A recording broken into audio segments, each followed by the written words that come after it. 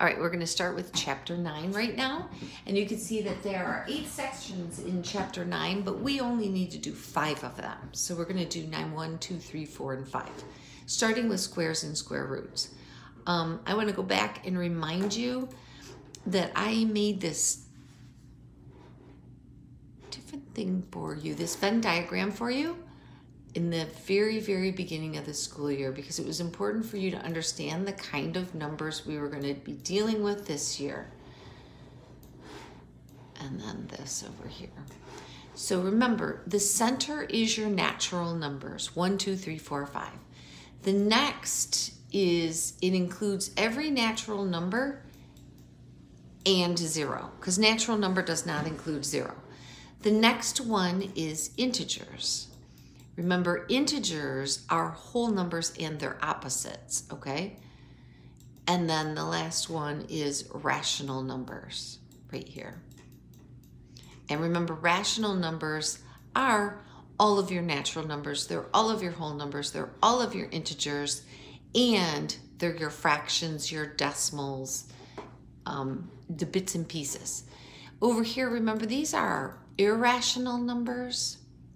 And our irrational numbers, remember, are numbers that go on forever and ever and ever. They don't terminate and they don't repeat. Pi was a common one that we talked about all the time. And non-perfect squares, which is what we're going to talk about today. Non-perfect squares, okay? So that's just remembering that these are all within real numbers. And the outside is imaginary numbers, okay? So we are going to be dealing with perfect squares and not perfect squares. First of all, just remember, this is called the radical sign, and that if I put, what is the square root of 36 inside of it, I'm asking you what 2 numbers multiply to give you 36, and it has to be the same number. So you'll say 6. And remember, I had you made a chart. I said you should get to know your square roots. At least up to 15 times 15 is what I think would be most helpful, because the more you know those, the easier finding the square roots would be. So go up to at least 15 times 15 for perfect squares. All right, so here we go. So what is the square root of 64? What 2 numbers that are the same that multiply to give you 64? 8. So in your homework assignment, I'm looking for you to write this. The negative square root of 121 just means take the square root of 121 and then bring that negative right over. That's all you got to do. The positive negative square root of 4 is just saying your answer could be positive or negative 2. So that's all you would do for that one. Square root of 25 is 5. Negative square root of 144, negative 12. And the positive negative square root of 16 is positive negative 4. So now this is saying use a calculator. I really don't want you to use a calculator. I want you to try to estimate this. So when I tell you to try to estimate it, I want you to think about what 2 perfect squares is this between. It's between the square root of 16 and the square root of 25, okay? I want you to think about that. Then I want you to think about, all right, the square root of 16 is 4 and the square root of 25 is 5. Which one is it closest to? So when you go from 16 to 23, 16, 17, 18, 19, 20, 21, 22, 23 in a number line, and then 23, 24, 25, it's a lot closer to this. So I want you to think about a number line. And this is 4, and this is 5, okay? 4.1, 2, 3, 4, 5, 6, 7, 8, 9, and then this would be another whole.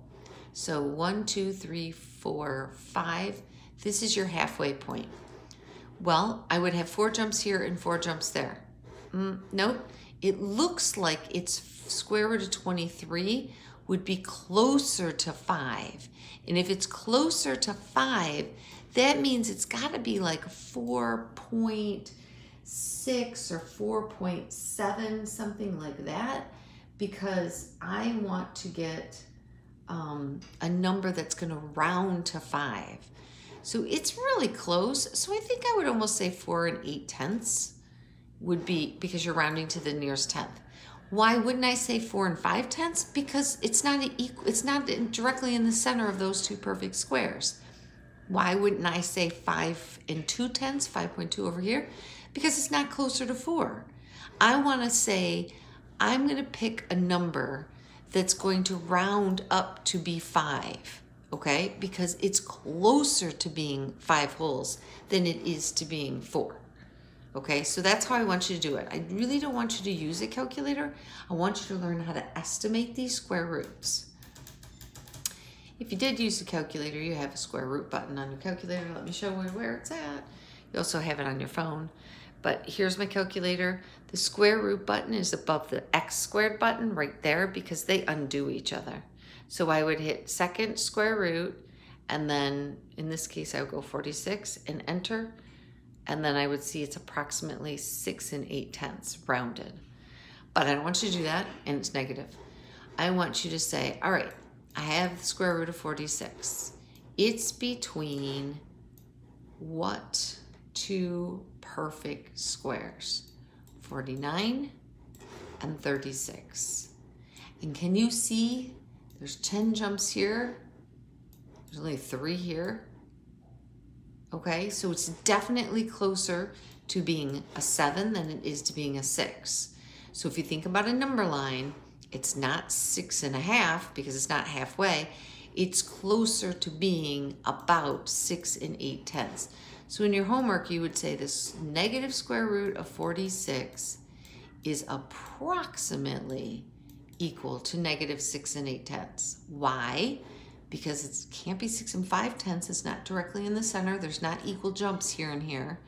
It's not closer to 6, so I don't want it to be like 6 1/10 or 6 2/10 or 6 3/10 or even 6 4/10. I want it to be closer to 7, okay? So that's how you estimate it. Square root of 71 is between what two perfect squares? You can shut it off or pause it right now and try to do these yourself and then check to see if you got them correct.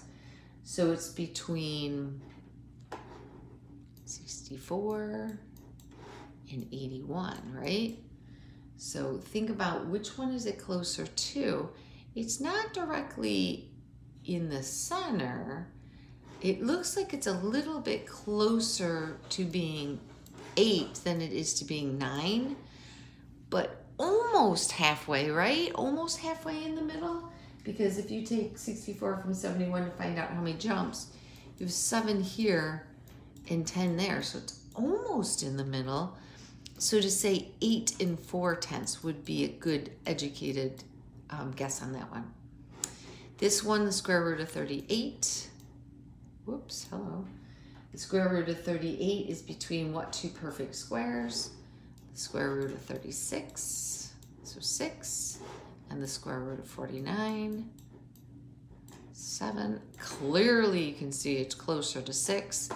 It's not halfway, so I wouldn't say 7 5/10. I would probably say more like 6 2/10 approximately. Okay?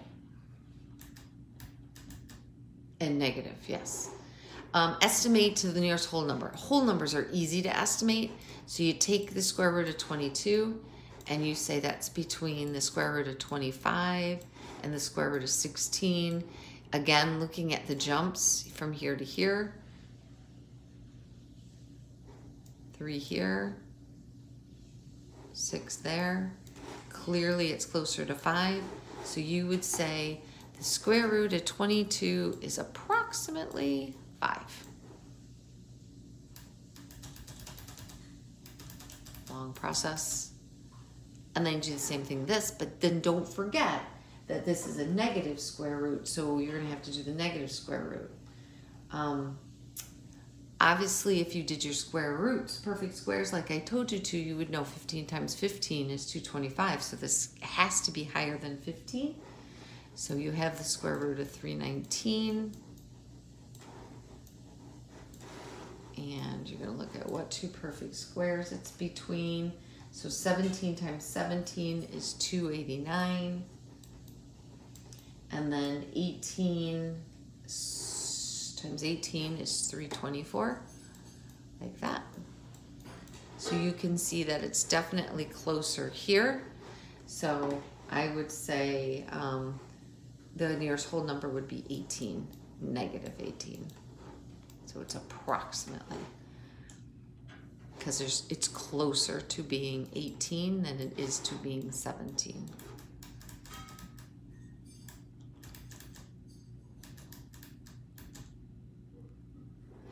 Square root of 54. You can pause it here and try these yourself. Think about what two perfect squares it's between, right here and right here. Is it closer, the question, is it closer to 7 or is it closer to 8 would be your question, and I would say it's closer to 7. So say approximately 7. This one would be approximately negative something. So think about your square root chart that you made, and you know that what 12 times 12 is. So I would say it's closest to being negative 12. Okay, so that's estimating square roots. The observation deck at the Seattle Space Needle is 520 feet above the ground. On a clear day, about how far could a tourist on the deck see? Well, there's a formula, and this is the formula you would use. So you're going to say this is your A right there, altitude, and you're just going to plug it into your calculator and get your approximate answer. So use a calculator on that. And same with this one. So that's your altitude right there. You just plug it into the formula. And that's all for 9.1. Good luck.